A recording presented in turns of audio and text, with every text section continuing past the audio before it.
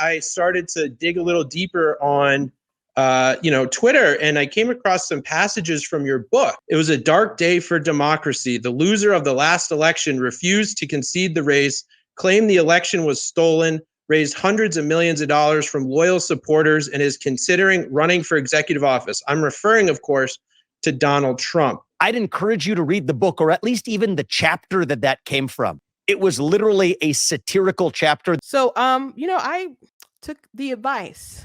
Conservative victimhood. No one likes a sore loser, and that's one of the worst victim complexes of all. So I was especially disappointed when I saw President Trump take a page from Stacey Abrams' playbook. His claims were just as weak as Abrams. Do you guys feel that was satirical?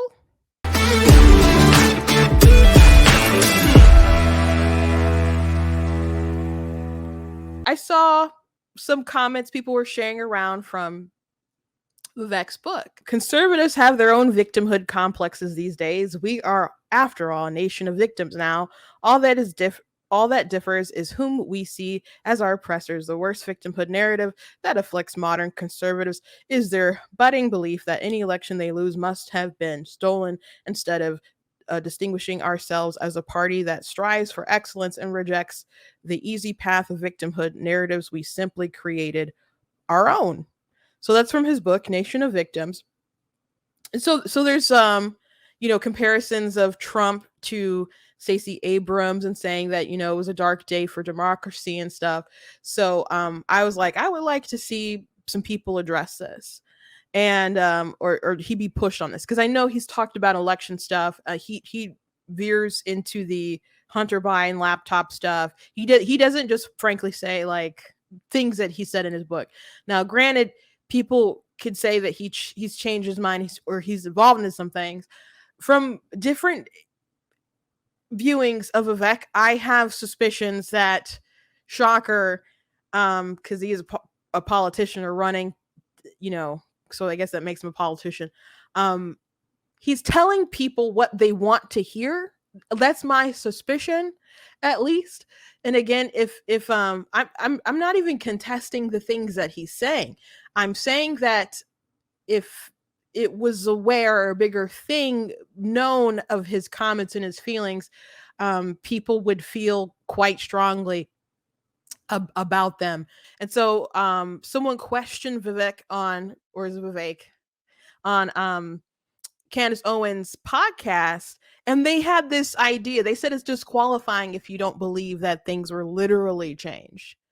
So I think he's pussyfooting around some of his feelings and thoughts, and that's my suspicion. You guys can let me know what you think. I'm just, again, always sharing my thoughts.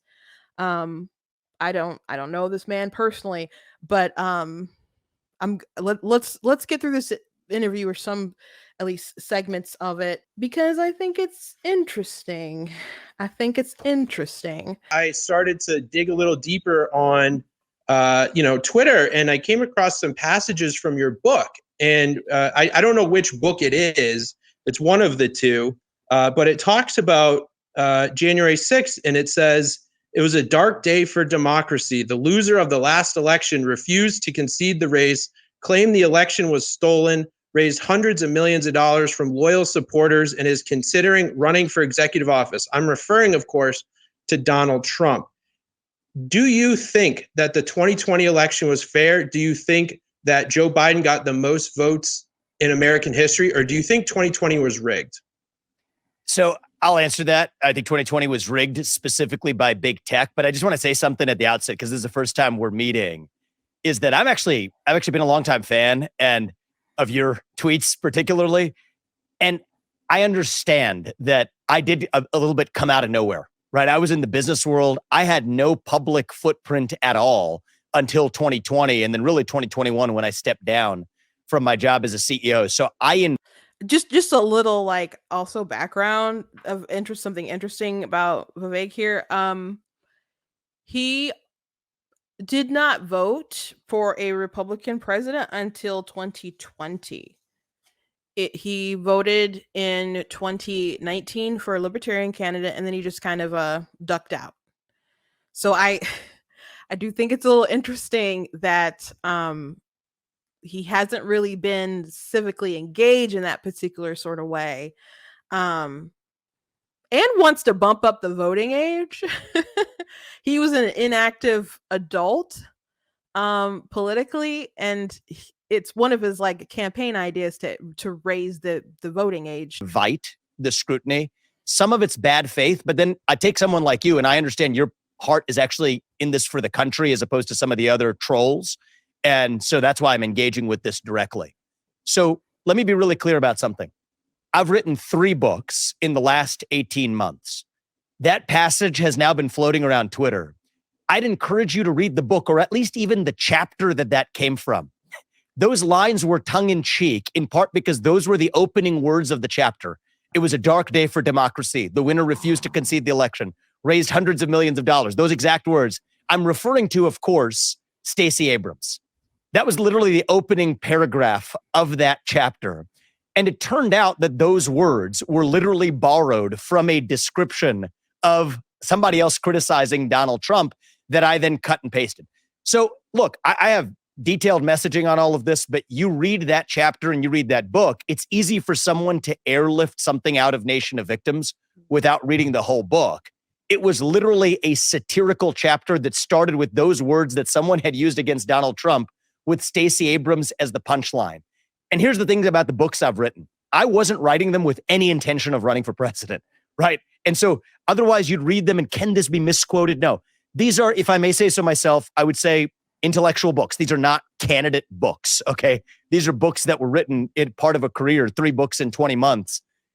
Candace, and probably you, I don't know if you've written books as well, understand what it takes to write one. I've written 3 and they're not candidate books, are deeply introspective books.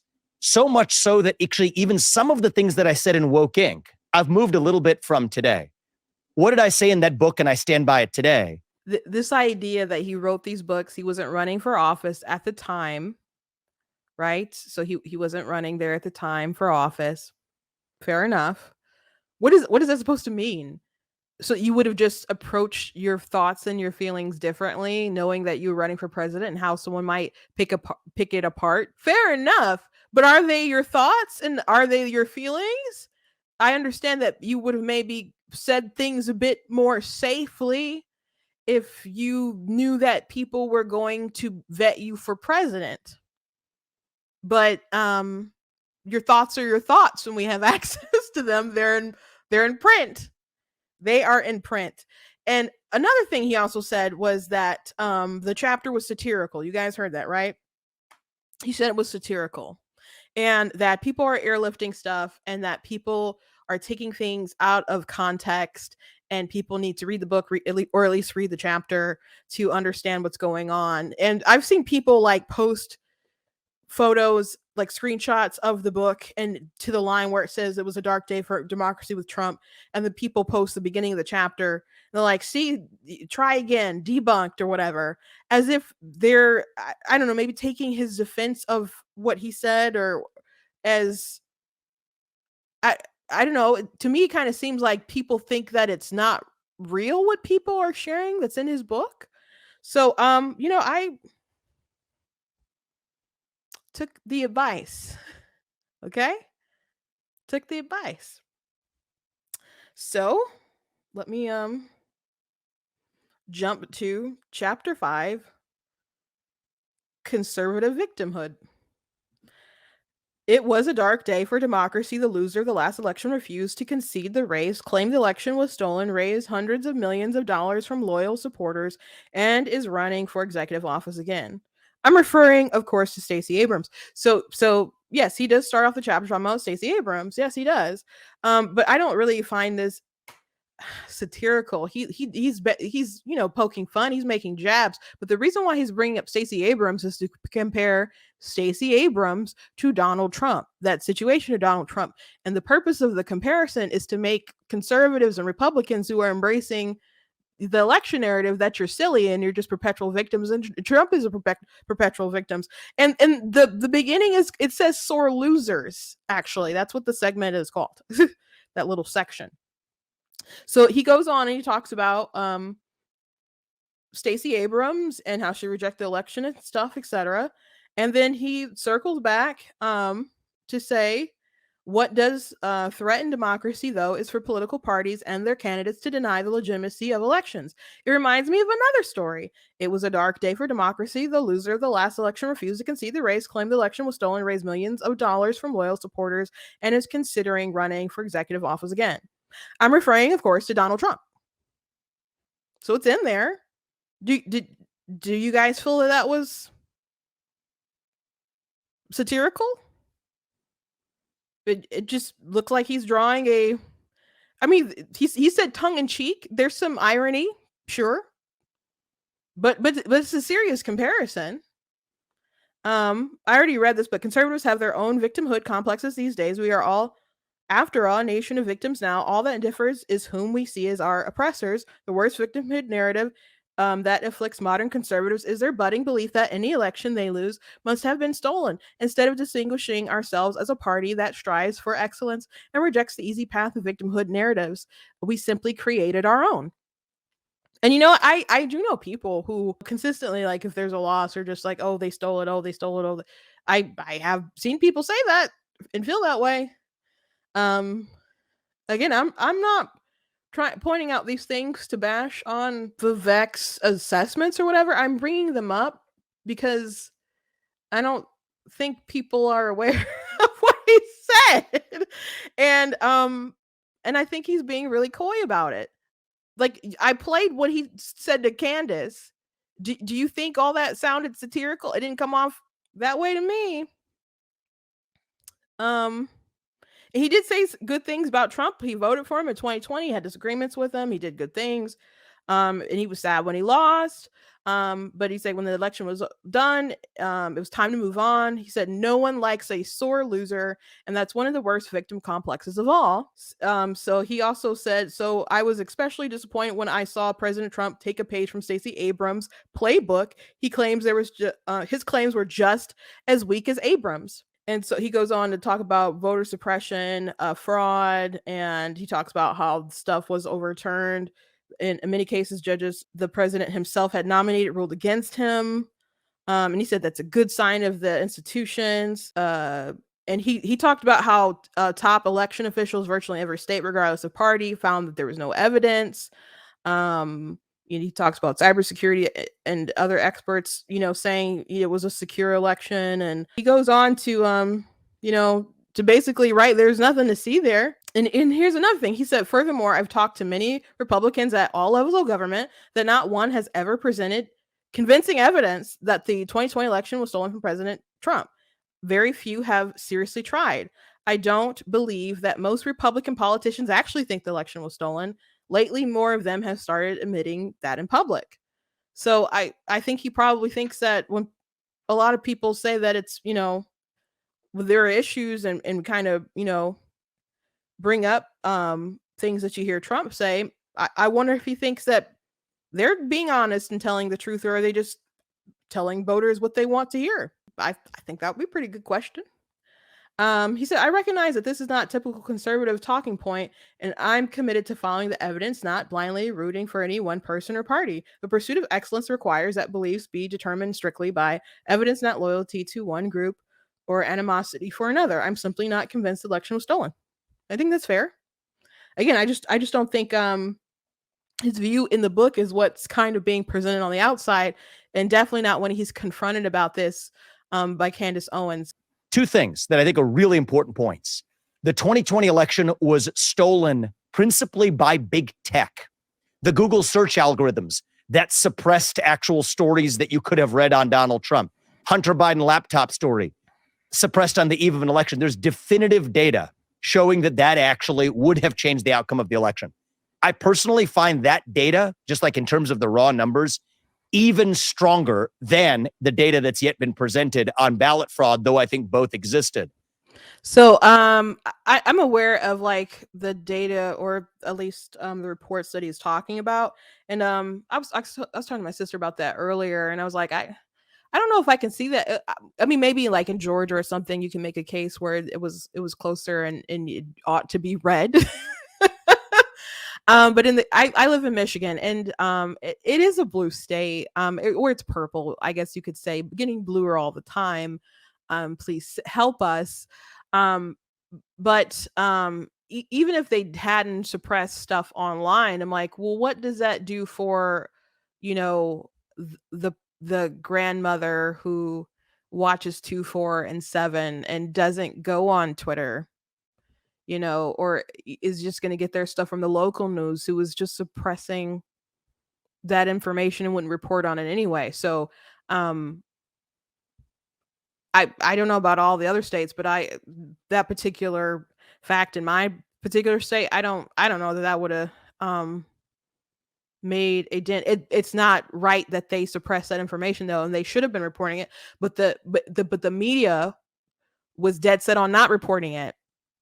So just because they suppressed it on the internet doesn't, you know, if the actual news organizations, and I know Jack Posobiec was like tweeting at Jake Tapper, like, I can give you a copy of the hard drive. They didn't want it to be true. They didn't want it to be true. If we had a fair press, oh, Trump would have had really good approval ratings and calm presidency probably. So Trump had a raw deal for sure. For sure. And Vivek does talk about how he thinks that his actual election, in 2016 was basically overwritten by the crazy kind of lies that the Democrats and stuff pushed. And that really wasn't fair. But that's a different thing than the question that were addressed in this video. But I don't know if he addressed Hunter's laptop in another book. I didn't see it mentioned in here. I've been very clear about where I stand on ballot fraud. Single day voting, election day as holiday, has to be paper ballots. And by the way, government issued ID matching the voter file. But I think what's more important to understand as well, and I talk about this in this book, is 2016 was that's the point I just made. I'm going to jump ahead a little bit, a couple minutes later, when Candace admits that she hadn't read the book, and so she's just kind of going by what Vivek said about it. What you were going to say as an answer to that, and guilty as charged. When I saw the things being passed around, I actually thought maybe he actually did say this, and I will completely own the fact that I did not read it, and I cannot defend. I cannot further offend it, because obviously what you're saying in defense makes sense, that it was airlifted. Rogan, did you actually read the full chapter either, or did you also see what was circulating? Okay, so what's funny about that, as a Trump supporter, it's not my main point, right? Yeah. So let me preface by saying I respect Vivek for coming on and having this discussion, knowing that I'm a very vocal critic.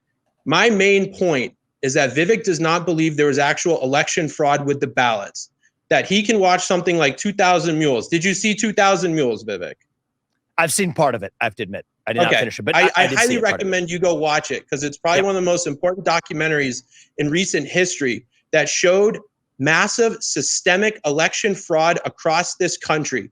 And to me, as a vocal supporter and just a voice for the MAGA base, I will say, if you do not believe that there was election fraud beyond what big tech suppressed, that they are not muling around hundreds of thousands, if not millions of ballots, that if at 3 a.m. in the Detroit TCF arena, they didn't drop off hundreds of thousands of ballots on video, that the Gateway Pundit has exposed, that they were banned from Twitter, that there was no Republican supervisors, that we saw vote spikes in Wisconsin, Michigan, Pennsylvania overnight in the dead of night, that they shut down Georgia for a water pipe break, and then suddenly they pull out ballots out of under the table and start counting. If you don't think that there's election fraud, in my opinion, that is disqualifying for anyone running in the GOP, because this is not politics as normal. Okay, so funny thing about 2,000 Mules, right? He asked, did you watch it? He said, I watched part of it. He's like, you should watch it. It's got a lot of good stuff in there, evidence, etc. But this book came out last year, so talking points that he's saying now about Hunter Biden's laptop and the suppression of it and what could have happened or changed, we already knew that. But he mentions 2,000 Mules in his book.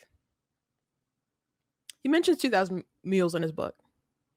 He says, as this book went to press, Dinesh D'Souza released a documentary called 2000 Mules, using geolocation data to argue that operatives illegally carried ballots from nonprofits to drop boxes. As Ben Shapiro noted, even if ballots were illegally delivered, that wouldn't make votes themselves illegal. And I wasn't convinced of the film's central claim. That's in his book. You know, I saw Ben's review and I thought that was a valid point. I'm like, do we like drop boxes? Do we like these people, you know, ballot harvesting, taking them place to place? No. Is there issues, foreseeable issues that could cause a lot of damage? Yes. That doesn't mean every ballot that they dropped off, you know, wasn't a real person. They could collect them at nursing homes and I don't know, get them all kinds of different means. They can go to churches or I don't know where they're getting all this stuff. But that was a point that Ben made that he had in his book. The organization D'Souza worked with True the Vote, counted someone as a mule if they stopped near a drop box at least 10 times and a nonprofit at least 5 times in the month before Election Day. How near, according to the Georgia Bureau of Investigation, within 100 feet of wiggle room was meant to account for the inaccuracy of geolocation. But if someone geolocated 100 feet away from the drop box could have actually been standing right next to it, by the same token, they could have been 200 feet away from it to prove their method wasn't picking up lots of false positives. True the Vote should have applied it to red states and shown that it identified fewer mules there. So he didn't they didn't do a thorough enough comparison there. So he's inconvinced. And he said D'Souza needed to show substantial video evidence to tie it all together for his claims and really show the surveillance tape of showing people stuffing multiple drop boxes. But the documentary never shows that. And if they release that footage, then they'll find it more compelling. So he mentions 2000 Mules.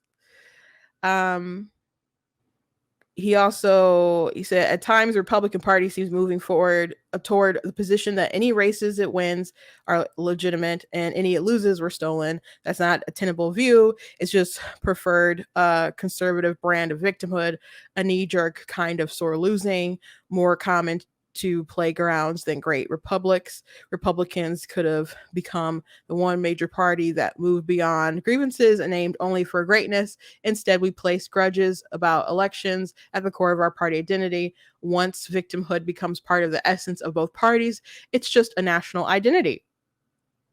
So, you know, I'm not here trying to criticize his book. I'm here saying I'm criticizing his lack of conviction.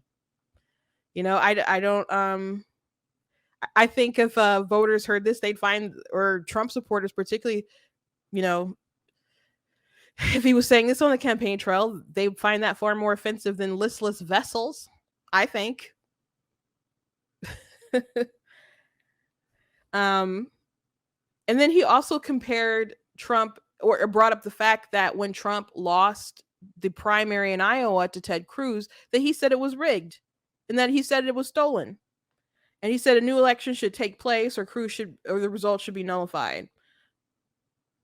And he also mentioned how he had said that Dr. Oz during the midterm should declare victory, so it would make it harder for them to cheat with the ballots that they just happen to find.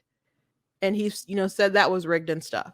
So he sets it up that Trump is a perpetual victim, that Trump has a pattern of claiming that things were rigged and stolen when, they necessarily weren't. So I don't think that's satirical. But he won't say anything bad about Trump on the campaign trail. He just, will say like, oh, I wouldn't do things the way that he did them. He'll go hard at go at other people. There was an article that came out by NBC Today that talked about how he was supposed to be a foil for DeSantis, and that before he jumped in, he thought that if he did jump in, that would stop DeSantis from running.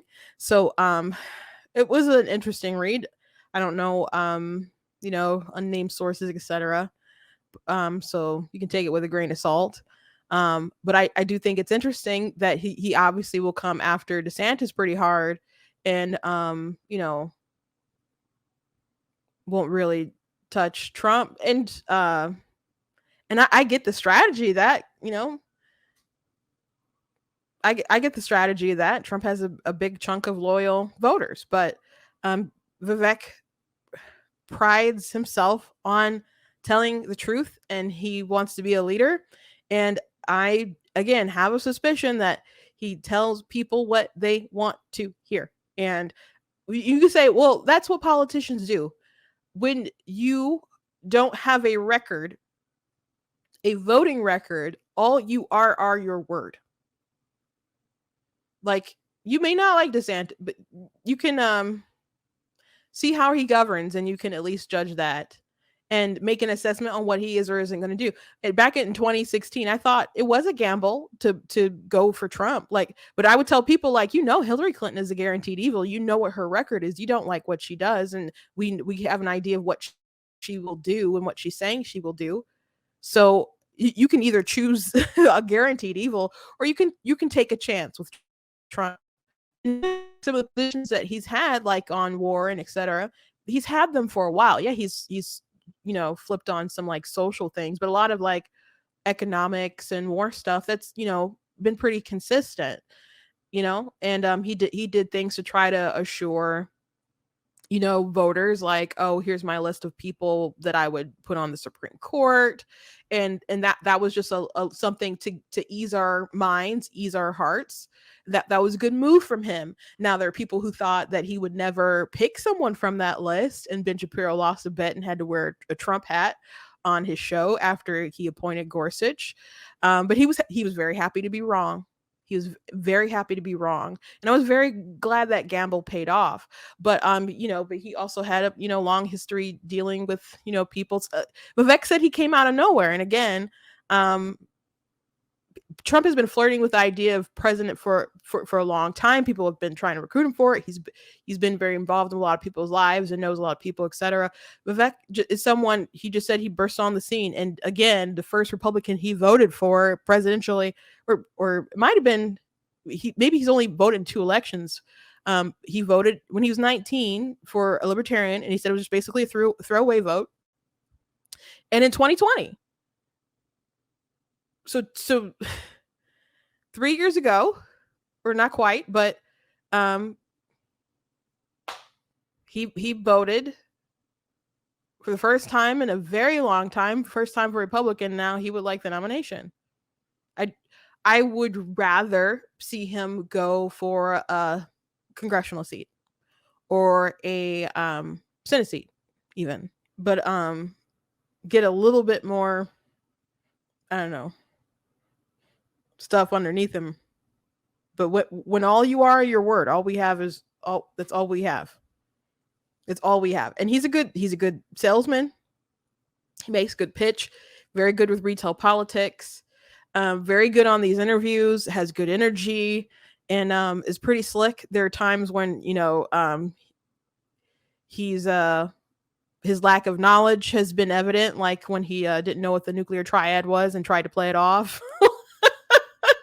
That was a bit embarrassing for him, but the same thing pretty much happened to Trump on the debate stage. But I don't know. I can't remember how many people like flipped out about them not knowing. Of course, it still worked out for Trump, but there's a lot of seasoned folks, including the populist person that people want to see reelected. So I'm still going to be fair to people when they pop on the scene and say when people are lying about this and cover that policy and that policy and try to be objective in that front. But I'm leery about Vivek.